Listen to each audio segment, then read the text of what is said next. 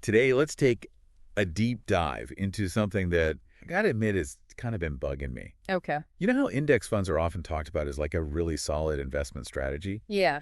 But it seems like banks aren't exactly lining up to recommend them. Yeah. It's almost like there's this little financial mystery going on, Huh. and we're going to try to unpack it together. I like it. We've got some interesting sources here that you sent over. Yeah. So it's like we're peeking behind the curtain of our friendly neighborhood bank's investment advice. I think what's really interesting here is that there's maybe this disconnect between what's kind of considered conventional wisdom in investing and what's actually happening with these big institutions and what they're doing with their own money. Yeah, absolutely. And one of these sources even calls it out pretty bluntly, like the title itself is How Index Funds Ruin Your Bank Salesperson's Bonuses. Oh, wow. Kind of grabs your attention, Oh, right? you don't see that every day. No, you don't. It definitely makes you think about, like, are there conflicts of interest here right from the start? For sure. But to really get a handle on what's going on, we need to kind of like break down all the different pieces. Yeah. What are the factors that are at play here? Well, the first thing that really jumped out at me from these sources was this whole thing about fee structures. Okay. So, index funds are famous for having these super low fees, like 0.1% to 0.4%. Yeah. But then on the other hand, you've got these actively managed funds that are charging something more like 1 to 2%. Right. And I know we're talking percentages here, which can seem small, Sure. but over time, that difference can really add up big time. Oh, yeah, absolutely. And that's actually where it gets really interesting because those higher fees on actively managed funds, they don't just vanish. Right. Your bank is actually getting a piece of those fees, sometimes even up to half of them Whoa. as a kind of kickback. So they're getting like a commission. So the more I'm paying in fees, the more money they're making. Pretty much, yeah. So wait a minute, are you telling me that it's actually in their best interest to kind of steer me towards the more expensive option, even if it might not be the best choice for me in the long run? That's kind of the uncomfortable truth. Yeah, and this actually connects to a much bigger issue within the entire financial industry. Okay. You see, the way these fees are structured, it creates a strong incentive for these institutions to put their own profits first, Okay. even if it's not really the best thing for their clients. I got to say, that's a little unsettling. Yeah. We trust these institutions with our hard-earned money. Right. It's not exactly comforting to think that their advice could be influenced by how much profit they're going to make. I understand it's definitely a valid concern, and it really highlights why it's so important to be an informed investor. Yeah. You really need to grasp how these systems operate if you want to make sure your money is actually working for you, not against you. Okay, so we've got fees as a big piece of the puzzle, Mhm. but there's more to it, right? Because the source also mentioned something about banks pushing their own investment products that they make in-house instead of suggesting other options, even really well-known ones like Vanguard or BlackRock. Yeah, it's really common. It's called proprietary product sales. Okay. It's basically banks creating their own investment products, and then guess what? What? They recommend those products to their clients. Okay, but does that guarantee that I'm getting the best deal as an investor? That's the million-dollar question, right? There are definitely some concerns about potential conflicts of interest and whether clients are actually getting the best option, the options that are best suited for them and cost effective. Right.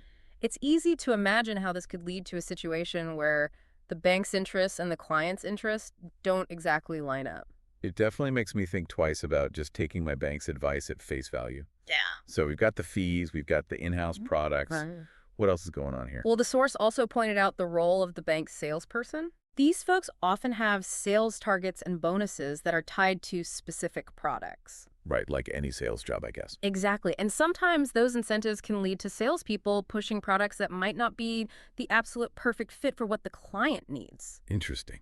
And here's the thing, index funds aren't usually the stars of those bonus schemes. Ah. They're simple, they're straightforward, they don't require a lot of ongoing management. Which means fewer opportunities for the bank to interact with me Yeah. and maybe, try to sell me other services. Yeah. It has to make sense. It's kind of a classic case of the way things are incentivized not really aligning with what's best for the client. It doesn't necessarily mean that all financial salespeople are being intentionally misleading, but it's super important to be aware of what motivates them and how that might affect the advice they're giving. So, I need to be aware of the game to play it smart. Exactly. Okay, this next point is a bit awkward, to be honest. Okay. Apparently not everyone at the bank is a financial whiz.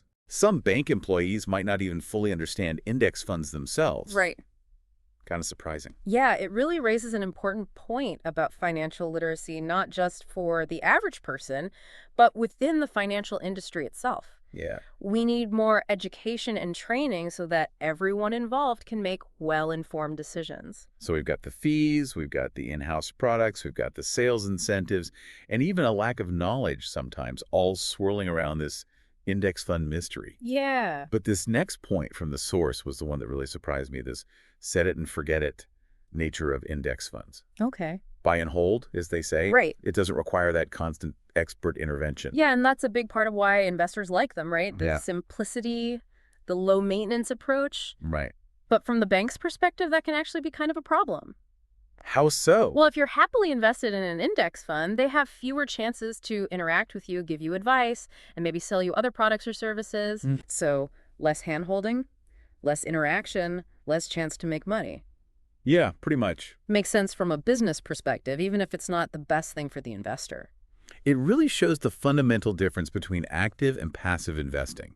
Okay. Active investing thrives on that constant need for analysis, adjustment, interaction. Yeah. It feeds into this idea that investing is really complex and you need an expert to guide you through it. Right. But passive investing, with index funds being a prime example, is about capturing market returns over the long haul without trying to time the market or pick individual winners. It's funny how simplicity doesn't always sell, especially when it comes to finance. It's true. It's almost like there's this preference for creating an air of sophistication and exclusivity. Yeah. Recommending a simple, easy-to-understand index fund doesn't quite fit that image. You've hit on something there. There's definitely a psychological element at play in how financial products are marketed. Yeah? Institutions often use really complex jargon, complicated financial models, and this sense of exclusivity to appeal to clients. Uh-huh. It makes people feel like the institutions have this specialized knowledge, access to these unique opportunities that the average person just wouldn't get. It's all about that mystique, right? Yeah, like you're in the know. Exactly. But sometimes the simplest solutions are the ones that really work. Absolutely. And sometimes those simple solutions are right there in front of us. Okay. Which leads us to maybe the most convincing piece of evidence from the sources we're looking at. I've been waiting for this. The example of BBK. Okay, now we're getting to the good stuff. So DBK, they're the ones who own Cutsa Bank, right? And what are they doing? What is? They're putting their own money into, drumroll please, a Vanguard index fund. No way. Yeah. They're putting their money where their mouth is. The Vanguard FTSE All-World High Dividend Yield UCITES ETF, to be precise. Wow. It just shows you right there the potential disconnect between what institutions do with their own money and what they advise their clients to do. It's like they're saying one thing and doing another. Here we have a major financial institution, BBK, recognizing the value of a simple, low-cost index fund and using it as part of their own investment strategy. But are they telling everyone about it? Are they telling all the Cutsa Bank customers, hey, look what we're doing. This could be great for you too? Not really, no. It's kind of ironic. Yeah, it is. They seem to know the benefits of index funds, but they're not exactly making those benefits super clear or easy to access for their own clients. So what does all this mean for me? You know, the average person trying to figure out this whole investing thing. Well, It seems like the main takeaway here is that my financial well-being might not always be the top priority for my bank. it's something to think about. We've seen how different factors can influence the investment advice you get from your bank. Yeah. The fees, the in-house products, the sales incentives, even sometimes a lack of knowledge. It's not about being cynical or thinking everyone in finance is trying to trick you, but it's about being informed and making the best decisions for yourself. Exactly. You don't have to be suspicious of everyone, but you do need to be aware of how things work. Okay. Remember, there are resources out there to help you navigate this world. Right. Independent financial advisors, online platforms, educational materials, even podcasts like this one. They can provide valuable insights and guidance. Right. So to sum it all up, do your research, understand the different options that are out there, and don't be afraid to look beyond your bank when it comes to investments. Your financial future is worth it. Absolutely. I think it comes down to transparency, you know? Uh-huh. Why aren't banks more upfront about index funds and how they could benefit people? It's like they're holding on to this knowledge, but they're not really sharing it with the folks who could actually use it. Right. It makes you wonder, Yeah. do they think this is good advice for themselves, but not for their clients? It's a good question, and it all comes back to people being more proactive about their own financial education. Right. You can't just take your bank advisor's word for it. Yeah. You got to learn enough to ask the right questions, Yeah. understand the options you have, Uh-huh. and make decisions that work for your own financial goals. This BPK example is like a wake-up call. Yeah. It's like they're saying,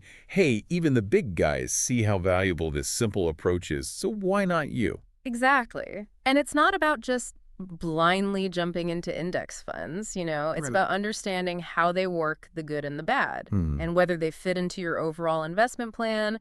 There's no one-size-fits-all solution in investing. Okay, so let's say I'm listening to this and I'm feeling a little overwhelmed. Sure. What's the first thing I should do? I think the first thing is to just admit to yourself that your bank might not always have your best interests in mind, Okay. at least not completely. Their main goal is to make money. Right. And that's fine, but you have to understand how that might be affecting the advice they're giving you. Follow the money. Exactly. Yeah. Once you've accepted that the next step is to start educating yourself, there's so much information out there these days, books, websites, podcasts, you name it. Yeah. Spend some time learning about different investment strategies, including index funds, Okay. so you can start forming your own opinions. Don't be afraid to get a little nerdy with it. Exactly. You don't need to become a financial expert overnight, Yeah. but even a basic understanding of these concepts can make a huge difference. Right. It's my money after all. Exactly. And I think sometimes people get scared off by all the financial jargon and complicated ideas, Yeah. but it doesn't have to be that way. Okay. There are resources out there that explain things in plain English. And don't be shy about asking questions. Absolutely. If your bank advisor uses a term you don't know or suggests a product that sounds confusing, just stop them and ask them to explain it. Right. It's their job to make sure you understand. You have every right to know what you're investing in. And if you're not happy with the answers you're getting from your bank, don't be afraid to get a second opinion. There are independent financial advisors who can give you a more objective viewpoint, and there are tons of online tools that can help you research different investment options. It's about being proactive and taking charge of your own financial future. Right. Don't just sit back and accept whatever they tell you. Exactly. Be curious, be skeptical, be in control. It's interesting how this conversation has gone from talking about index funds to a bigger discussion about understanding finance and taking ownership of your financial decisions. I think sometimes people feel like investing is this big, scary thing that only experts can handle. Right. Really, it's not about being an expert. It's about being informed. Absolutely. And it's about figuring out your own financial goals and how much risk you're willing to take. There's no right or wrong answer when it comes to investing. It's No. about finding what works for you and your situation. So what are some key questions I should be asking myself when I'm thinking about my financial goals? Well, first off, what are you saving for? Retirement. A house, your kids' education. So knowing those long-term goals is really important. It is. Once you're clear on your goals, you need to think about your time frame. Good. How long do you have to reach those goals? Wow. If you're young and saving for retirement, you've got more time, so you can maybe take on more risk. Right. But if you're close to retirement and you'll need that money soon, you'll probably want safer investments. Makes sense. Time is a big factor in how we invest. Yeah. And you also need to think about your risk tolerance. Okay. How comfortable are you with your investments going up and down in value? Yeah. Some people are fine riding out the ups and downs, Right. while others freak out when their portfolio drops. I know some people who check their accounts every day Right. and others who barely look at them. It depends on your personality and how you deal with financial stress. So there's no right or wrong answer. Nope. It's about being honest with yourself about how much risk you can handle. Okay. And remember, your risk tolerance can change over time as your financial situation changes. So it sounds like there's a lot to think about. Yeah. It's not just picking an investment and hoping for the best. Right. It's about looking at your whole financial picture Exactly. and making decisions that fit your goals and values. And it's about being an active part of the process. Don't be afraid to ask questions. Do your research and get advice when you need it. And don't just blindly trust what your bank tells you. Yeah. Remember, you're the one in control of your financial future. So where do we go from here? Yeah. We've talked about the problems with relying only on your bank's advice. We've talked about the importance of understanding finance. Right. And we've emphasized the need to make your own financial choices. Yeah. What's the main message for our listeners today? I think the most important message is that knowledge is power. I agree. The more you know about the financial world, Uh-huh. the better you'll be at making decisions that help you, Right. not just your bank's profits. And remember, this isn't about becoming a financial expert overnight. It's about taking small steps, educating yourself, and becoming a more confident investor. So to wrap up this part of our deep dive, Yeah. we encourage you to think about what we've discussed. Uh-huh. Think about your own financial goals, your risk tolerance, and the resources you have available. Right. Don't be afraid to look for more information, ask questions, and challenge the way things are usually done. Your financial well-being is worth the effort. We've really peeled back the layers on this one, haven't we? Yeah, we have. I think the most surprising thing for me has been realizing that even the institutions we trust with our money, they don't always have our best interests as their top priority. It's a big shift in thinking, isn't it? Yeah. We're kind of taught to believe that banks are these helpful advisors, guiding us toward financial success. Right. But the truth is they're businesses and their goal is to make a profit. Yeah. And sometimes that might not line up perfectly with what's best for their clients. I guess it's not about saying banks are bad or anything, but it's about recognizing that there are these conflicts of interest.